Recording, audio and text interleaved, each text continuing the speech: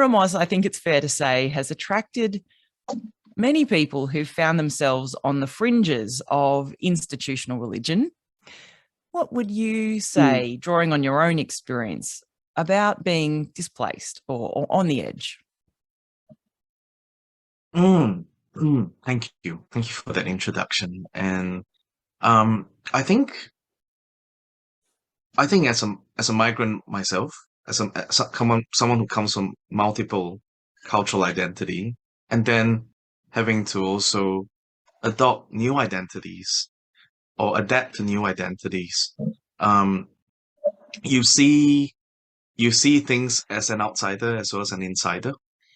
Um, I think one of the most powerful thing about living, or at least being in a liminal space, an intersecting space, it's you sometimes see reality like not what other people see, because you see truth in a way that is multidimensional. They are not necessarily one way or the other.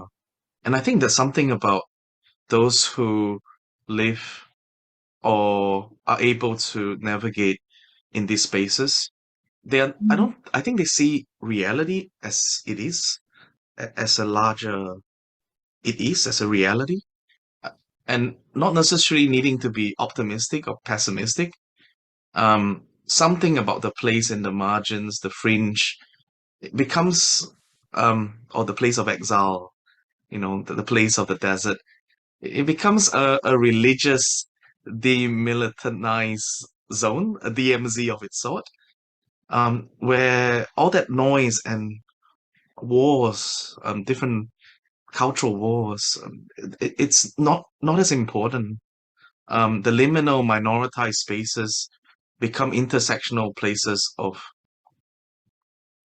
deep personal holiness, and it becomes in some ways holy spaces for others.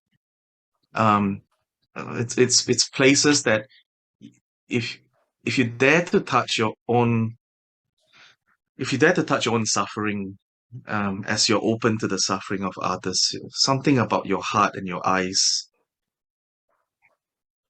gets broken open, widened, becomes free, something like the desert.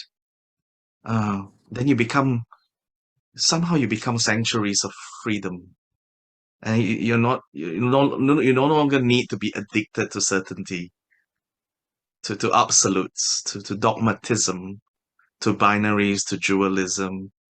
Um, yeah, and you find this sanctuary of freedom for others as you do for yourself, and divine hospitality and radical love. That's that possibility. Mm.